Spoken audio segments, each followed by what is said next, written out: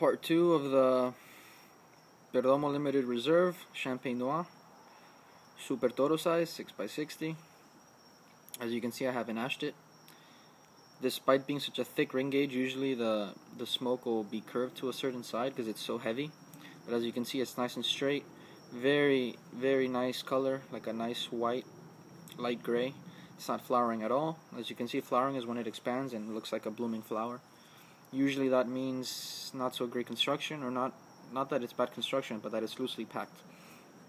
Perdomos are usually nice and thickly packed. They put a lot of leaves in there, so they get a lot of nice blends.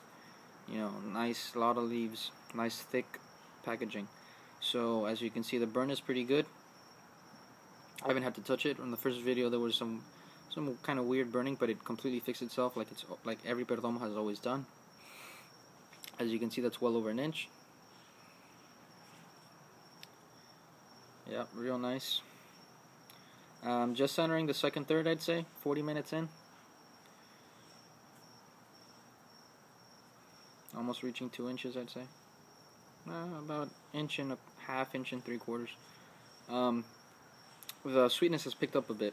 The pepper has subsided. The sweetness has gone up. It's still nice and dry. The finish is shorter now. The aftertaste doesn't last as long. You still get a bit of pepper, but the zing is gone. You don't feel any tingling on your tongue or in your lips. You still get the chocolate. The sweetness went up a bit. So nice dry chocolate. The coffee is still there. It died down a bit too. Nowhere near espresso. Maybe like a cappuccino or a latte. Nice coffee.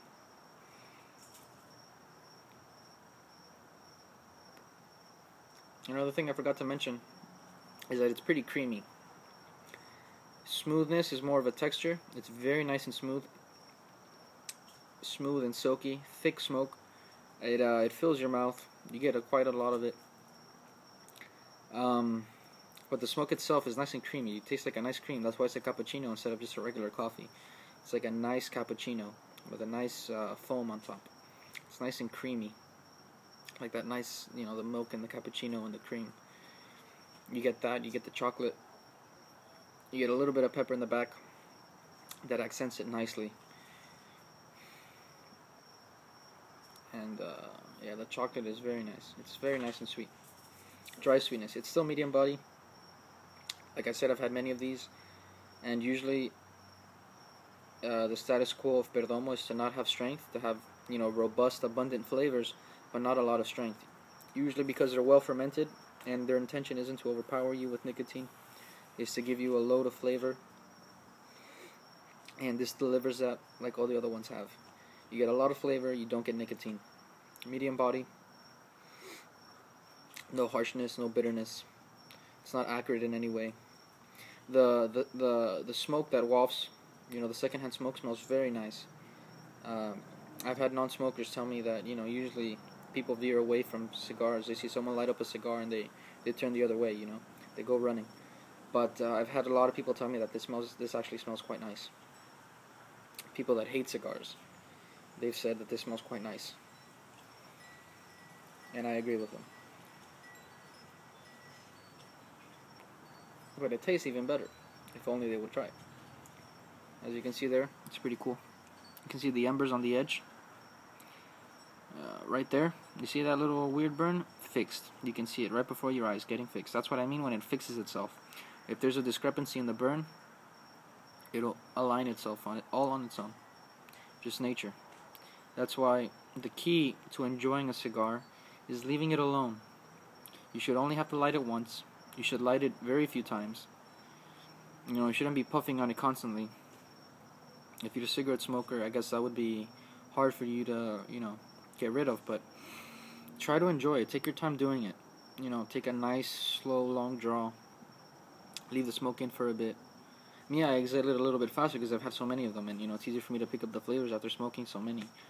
But especially if you've had it for the first time, the cigar, let it rest in your mouth for a bit, a second or two. Let it waft out on its own, because you can get a lot of tastes that linger in the back. If you expel it right away, you might not pick it up.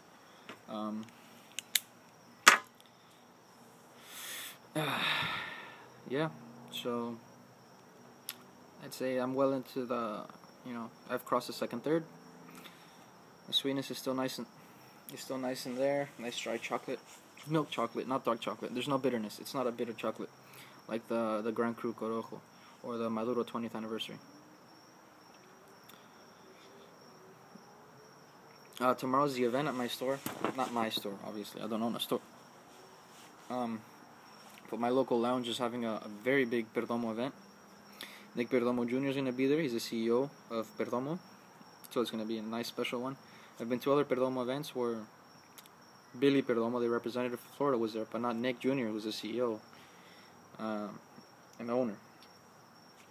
So that's going to be pretty nice. Going to be great deals, so I'm going to be picking up a lot more Perdomos.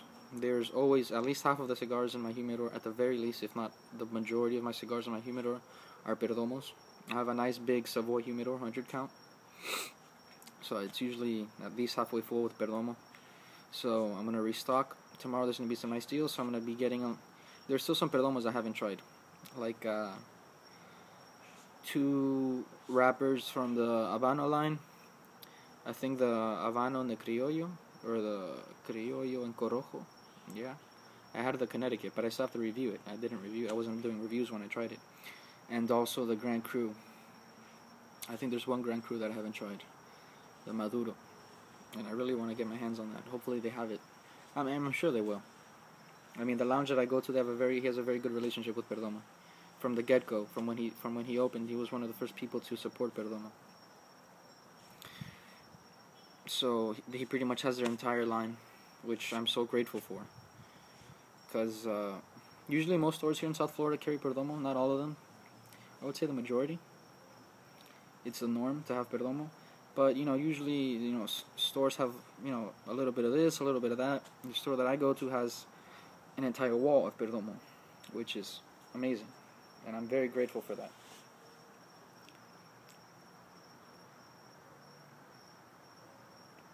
So I'm going to be picking up some new ones. I still have a lot of cigars to review.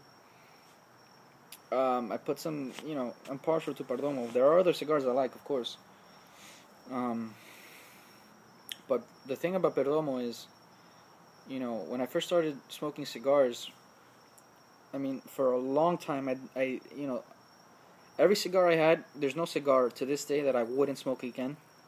But the first cigar that I ever smoked again, that I liked it so much, is like, I'm not gonna just smoke this later and hold it off and keep trying new things. I'm like, this was so good, I'm gonna buy another one and smoke it, soon. I liked it so much. Perdomo was the first line of cigars that I said, I'm not gonna hold off, I'm gonna buy more, because I liked it that much. Every other cigar I had before that, months worth, hundreds of cigars, I never repeated it. Every time I had a cigar, it was a new cigar. And I liked, the majority of them. Some I liked, some I didn't like. All of them I said I would smoke again, but I never actually smoked again. I never went and picked them up. Perdomo was the first line of cigars that the minute I had it, I knew I wanted to buy more, and I wanted to smoke more, and I went and bought more, and, and every new Perdomo I had, it just further entrenched my love for Perdomo. I mean, I'm not partial to them for any other reason than I love the flavors, I love the cigars, I love everything about them. Some cigars, I picked them up because they had a beautiful band. Some cigars I picked up had a cool name. Perdomo have beautiful bands. They're perfectly constructed. They're well made, well aged, well fermented. Delicious flavors. And the price just tops it off. I mean, the price is that's one of the selling points, not the selling point of Perdomo, because they could easily have the prices up, and people would still buy them just because they're so good. But them being so cheap is another selling point. That's just the cherry on the cake. Yeah, to this day it's hard to believe that they're so cheap. I mean, there's the other cigars that I like, but they're a lot more expensive, and I don't understand why. Maybe because they're smaller companies or whatever, but I appreciate that Perdomo keeps their prices down. That's intentional. It's not because they're a titan of industry and they can afford, to keep it low. It's they've taken money out of their pocket, out of their own money. They've cut from their own profits to bring the prices down and keep them low. And I appreciate and I respect that. Not to mention they're very open and honest. It's not some giant mega corporation, run by 500 different people. It's a family, you know, cigar. Like many are in Miami. It's a family. It's a family cigar company.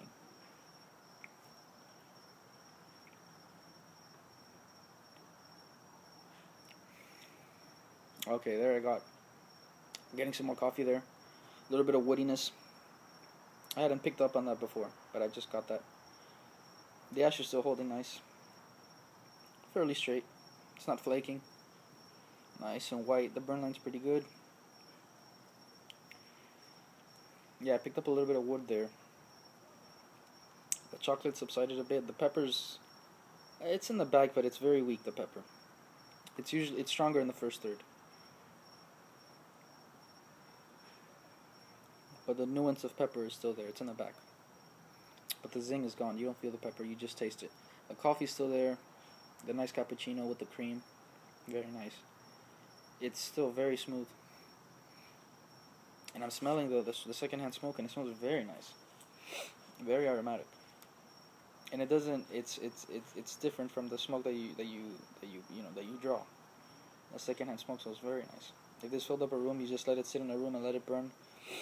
That room would be very nice smelling.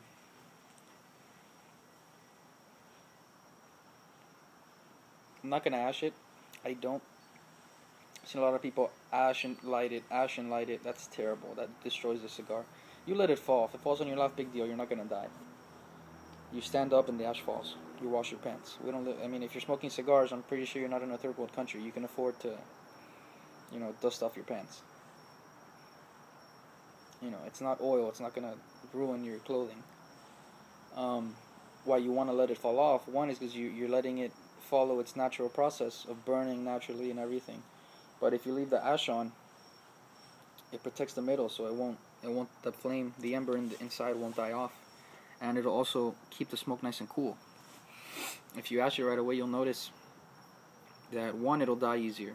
Not always, but it'll be easier for it to die, especially if you leave it down on your ashtray or something.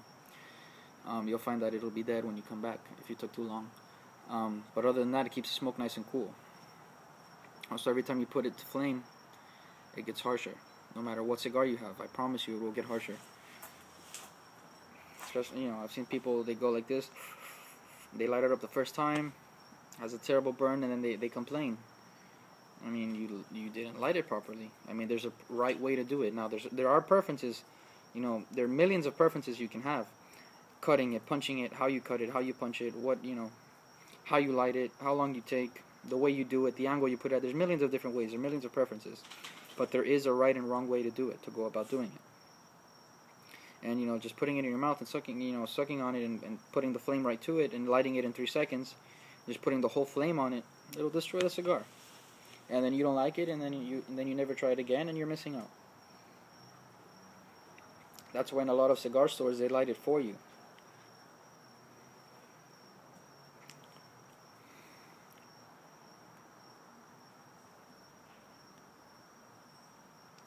I would say it should take you 15 to 30 seconds to light it.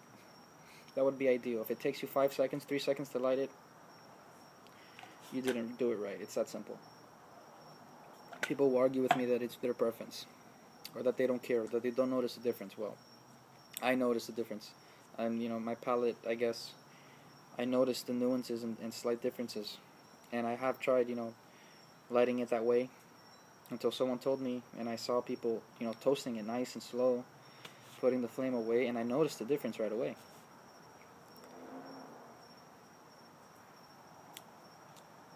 So now I'm reaching the band point. I'm going to take out the band.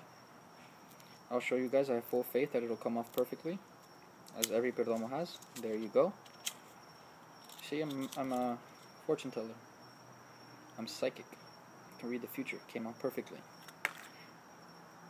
No damage at all. That's not a surprise. I'm smoking a Perdomo. Sometimes when you take it off, they put too much glue, or they didn't put enough, or it'll get stuck to the wrapper. You take it off and it takes a chunk of the wrapper with it. It's never happened with a Perdomo. Video's almost done. I might do a part 3, I don't know. I'll give you guys a smoke time in the description. I'll give you guys a score, and I'll tell you if anything changed. I doubt it, because I've had many. Okay, until next time.